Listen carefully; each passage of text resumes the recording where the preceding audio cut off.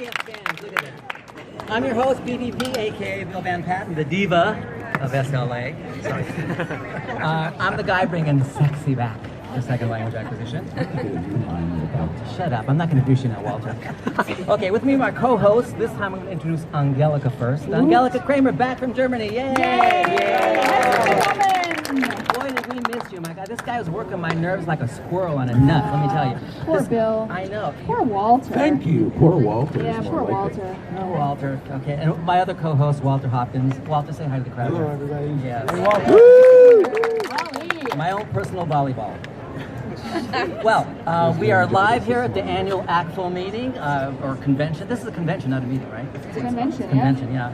I tell you, man, the glitter, the glam, I tell you, the gowns. Have you been watching this parade of people here? Hello, are you seeing what I'm wearing? Yes, I'm seeing what the audience at home can't see what you're wearing. That's true. She's wearing a tiara, one of those plastic little paper ones that lights up. It says 21. I don't know what the 21 stands for, but I know you passed 21 a long time ago, but I'm not. What, a long time ago? No. Just very recently. Oh, gosh. I found it. Well, you know, we're in San Diego for ACTFL. I did some research on this. I don't know if you all know this. Do you know who the famous people from San Diego are? Some of the famous people from San Diego. Cameron Diaz, Gregory Peck was from San Diego, Robert Duvall, Kathleen Diamond, I can't say her right, Mayim Bielik, remember her? She's great. Ted Danson, Mario Lopez, and RuPaul. RuPaul was born in San Diego before he moved to Atlanta. RuPaul was born in San Diego. All right, we're continuing our topic from last week. What does explicit teaching do, if anything? Unfortunately, those of you at home can't call in today because we have no phone lines here in the convention center. We barely have Wi-Fi. I don't know what's going on. But you can let us know your thoughts if you can. Are you able to? Walter's on my cell phone, so you can send us a question or comment through teawithbvp@gmail.com. Walter's reading that. Are you able to look at tweets, Angelica? Sure. If you want to tweet? Yeah. Okay, we'll put Mikey on this. If Mikey wants to follow tweets, he can tell us what people are saying. So you can tweet us or email us with your questions or comments. We want to hear your questions, but we also want to hear your comments and reactions to what we're talking about as we talk about this provocative topic. This is, again, a continuation of last week. What does exclusive teaching do, if anything? And remember, if you're not listening live and you can't listen live, you can always catch us archived at teawithbvp.com. We make for great listening for your students. You can assign our recorded shows as homework, right? Students can give presentations on what they're listening to and what we're saying and what people are saying from the audience. There's no end to how you can use our shows and how you can listen to them. And don't forget our SLA challenge quiz. We're not doing this with a call-in today, so somebody here from the audience is going to have to take our SLA challenge quiz. Yes, so one of you are going to have to do that. So no call-ins, but one of you lucky audience members, and we have a great prize if you get all 3 questions correct. And you want to know what your prize is if you get the quiz correct? Yeah. You get a date with Walter Hopkins. Walter! Yeah, you get your own personal volleyball for the evening. I'm willing to rent them out for the night. All you need is $10 and you'll have a great time. Oh my God. Okay, we have those of you at home, we have a very, very special guest with us today. I'm very pleased to introduce him all the way down from 3 hours north of us in the LA area. Please join me, Walter, and Angelica as we welcome to Tea with BVP, the infamous, the previous diva of SLA. Our fabulous, wonderful Stephen Krashen. To a good start here.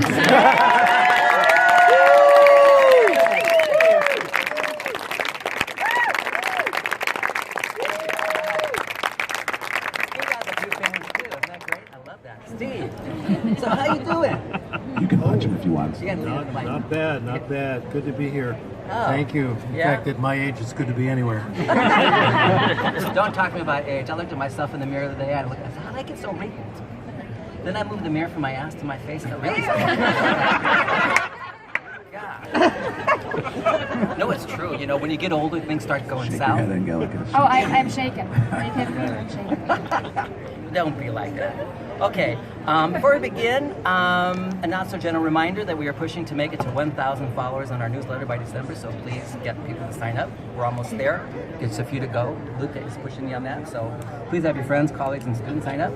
And we have a shout-out to the SLA students from the University of Oklahoma. Do you want to wave and say... Woo! Again, our topic today is what does explicit teaching do, if anything? This is going to be a great topic for me and Steve to talk to you all about. By explicit teaching, I think you all know what we mean. We're talking about the explicit teaching of grammar and vocabulary along with explicit practice.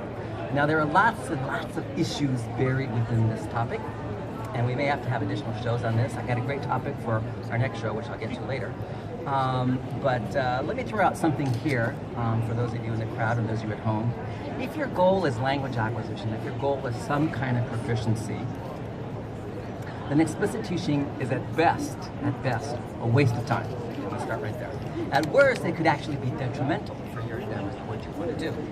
Now, I know this ruffles the feathers of some of my colleagues out there, some of my colleagues that I work with. But I think we need to be clear about one thing. Steve and I have both been involved in research for a long time, and I don't think there's any solid evidence anywhere that, in fact, I know there isn't, that explicit teaching is necessary for language acquisition. And again, at best, and I'm being very generous by saying this, at best, the evidence that it's even beneficial is weak in my mind, from my review of literature. Again, I know that's going to throw a few people off out there, but that's how I see things. But what better person to have with us here today at ACTFL to talk about this but Steve Krashen. So Steve, I wondered if you wanted to make a little comment about explicit teaching and explicit practice before we start taking questions from the audience or talk to anybody else. I want to make a big comment about it. Do No it, question. Steve. Sure. Do it. Contrary to popular opinion, I am not opposed to teaching grammar. I would never say teach grammar, go to jail. Grammar is evil, but it's limited. That's the point. It has a few functions. It's hard to learn. It's hard to apply. I have hypothesized a long time ago that certain conditions have to be met in order to use grammar, and they are daunting. First, you got to know the rule, and linguists haven't described all the rules. Grammar experts don't know all the rules. The best grammar teachers will admit to you they don't know all the rules. They don't present all the rules. The best students don't learn all the rules, and the ones they learn, they don't always remember. So we're talking about a very small set of possible things to learn. Number two, if you want to use grammar, not only do you have to learn the rule, you've got to be thinking about correctness, which is kind of an unnatural thing to do. It's kind of like patting your head and tapping your tummy in the same